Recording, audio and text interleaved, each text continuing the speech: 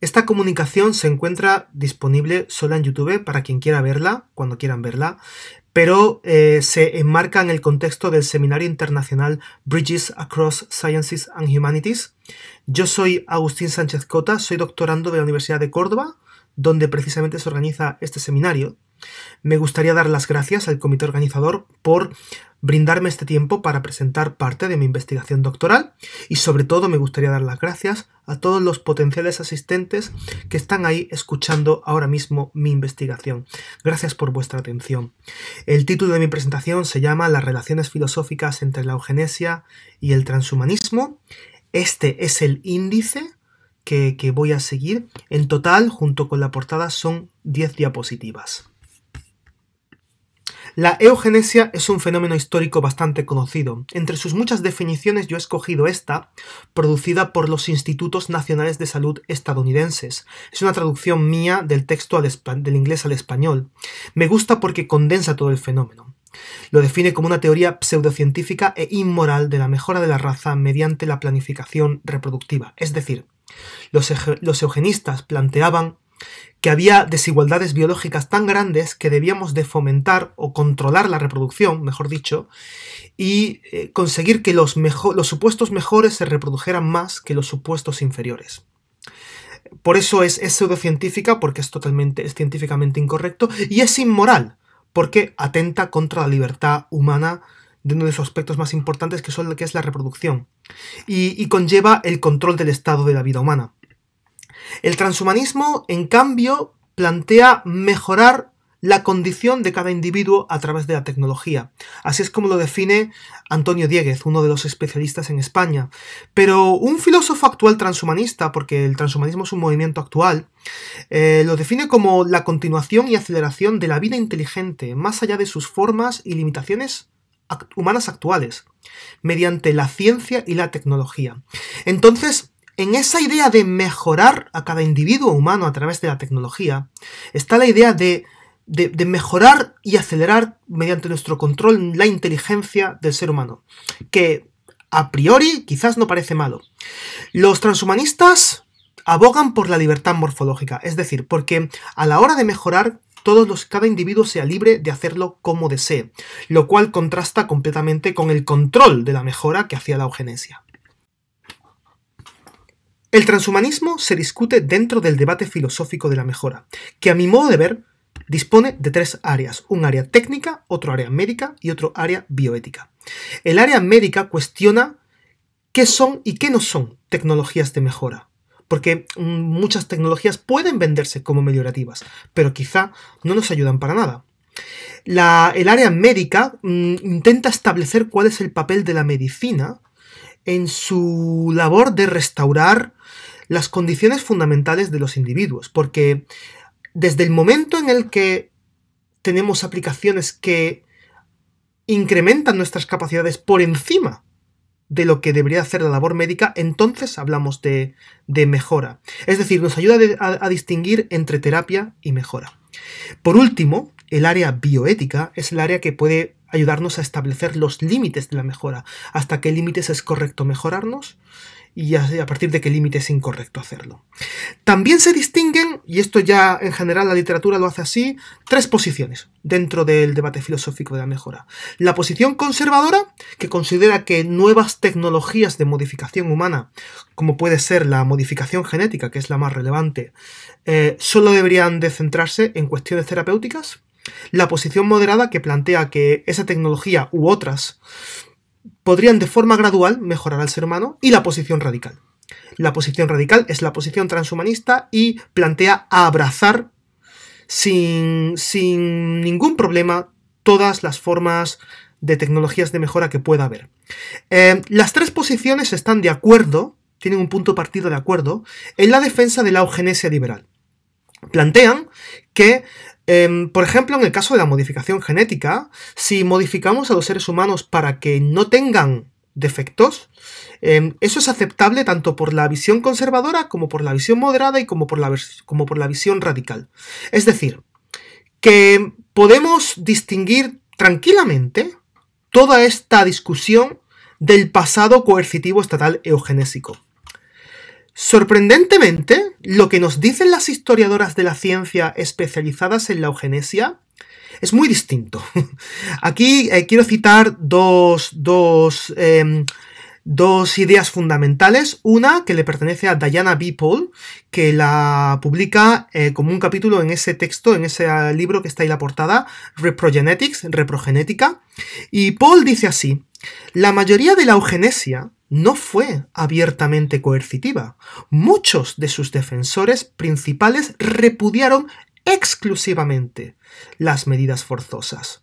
Entonces, esto es muy interesante porque, claro, mediante la definición anterior nos planteamos un poco que toda la eugenesia es biopolítica, es control de la vida del Estado, pero una especialista nos está diciendo justo lo contrario.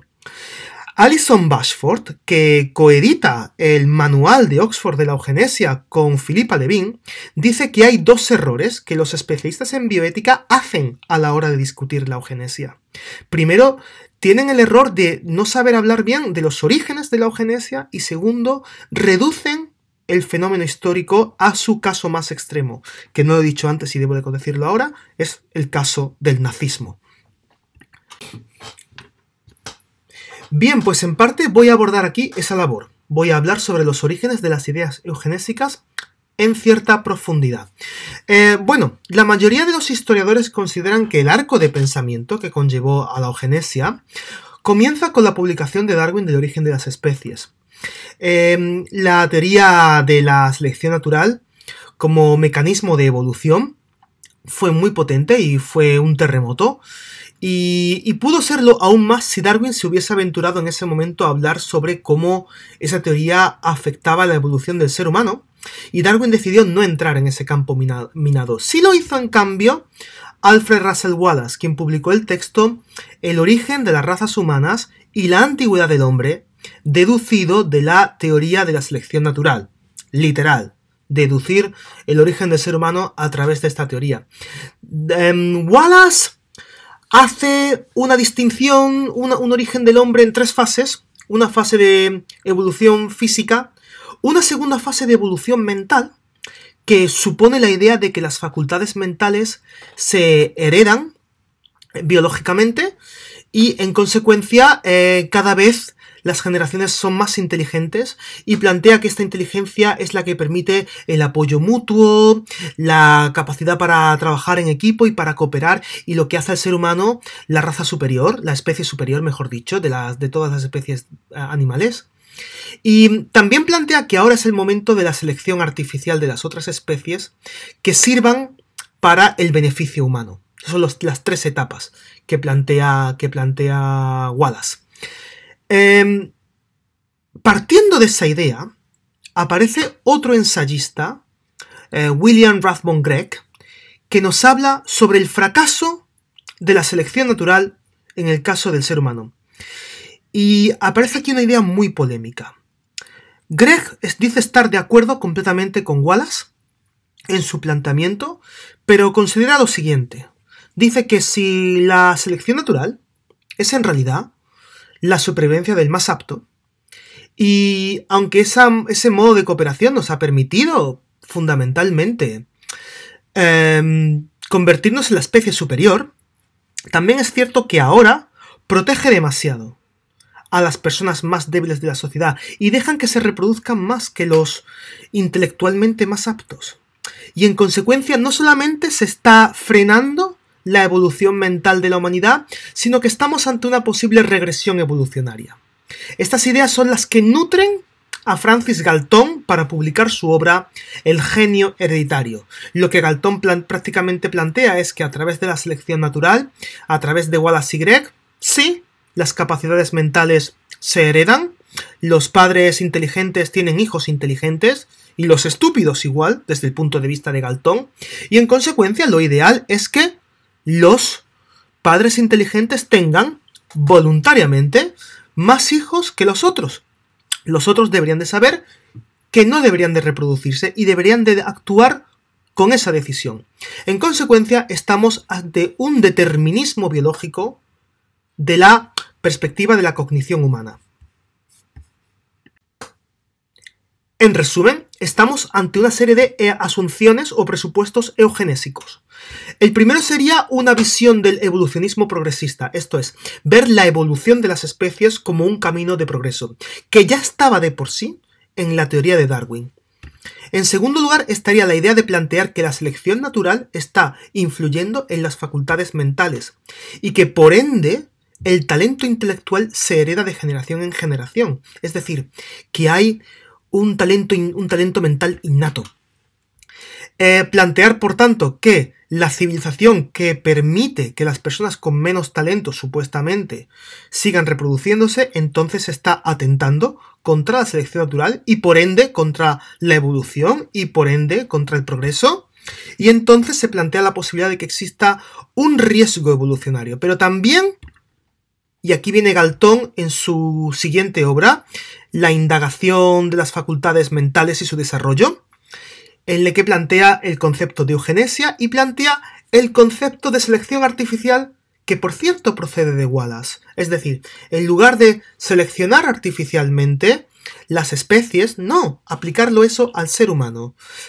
Que los seres humanos decidan de casarse cuidadosamente y una vez se hayan casado con aquellos que tienen el mejor talento mental, que tengan la mayor producción de hijos posible, porque esa selección artificial va a continuar la evolución y el progreso de la humanidad.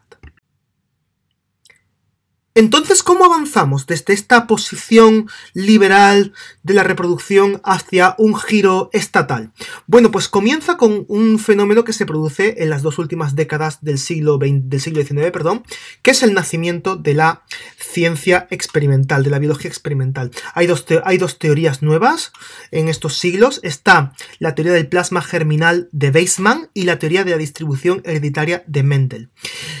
El plasma germinal de Weizmann plantea que hay una división entre las células germinales que pasan a la siguiente generación, y la distribución hereditaria de Mendel plantea muchas cosas, pero plantea que cuando se pasan estos caracteres a la siguiente generación no hay mezcla. O sale una distribución dominante o sale una distribución recesiva. Y en consecuencia se instaura lo que se llama la visión dura de la herencia biológica, que simplemente plantea que la herencia biológica, es decir, las unidades biológicas, hablo así porque aún no se hablaba de genes, estas unidades biológicas no se modifican de padres a hijos. Por eso es una visión dura de la herencia, no hay modificación ninguna.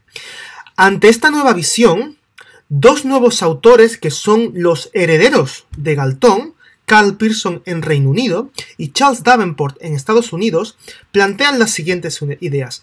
Pearson plantea que el Estado es la expresión conjunta del bien mayor en la sociedad y, en consecuencia, el Estado debe garantizar la evolución de la inteligencia. Ahí es cuando comienza, digamos, la idea de que el Estado puede intervenir en la reproducción para garantizar ese avance. Charles Davenport tiene un argumento mucho más controvertido. Él, en el contexto de Estados Unidos, claro, plantea que sí, la criminalidad precisamente es fruto de la herencia cognitiva débil, y además si el Estado puede aplicar la pena capital, entonces es mucho más humano simplemente esterilizar a los criminales para que algún día no formen parte de la sociedad, para que no tengan hijos con esa herencia biológica mental. En Reino Unido no se instaura ninguna ley coercitiva eugenésica, pero en Estados Unidos sí. Bien, pues está claro que la historia de la ciencia bien demuestra que en los comienzos de la eugenesia hay un valor alto de la autonomía de la reproducción humana y que son avatares científicos y formas de pensar nuevas de la siguiente generación de biólogos eugenistas los que realizan el cambio a el control estatal. También vemos que si analizamos desde la filosofía las ideas que hemos visto de la eugenesia, la evolución artificial del ser humano, la aceleración y control del desarrollo de la inteligencia, lo que también descubrimos es que en realidad eso coincide perfectamente con la definición inicial de transhumanismo y por tanto podemos ver sus relaciones. Pero hay algo más. Lo que está claro es que para ver este fenómeno y para poder compararlo plenamente y superar los posibles errores, los posibles errores que puede hacer la filosofía o las cosas a las que no puede llegar la historia, es necesaria una visión conjunta, es decir, es necesario que los saberes humanísticos y científicos trabajen juntos para poder explorar en todas sus dimensiones este problema tan importante. Esta es la bibliografía y muchísimas gracias por haber atendido esta comunicación.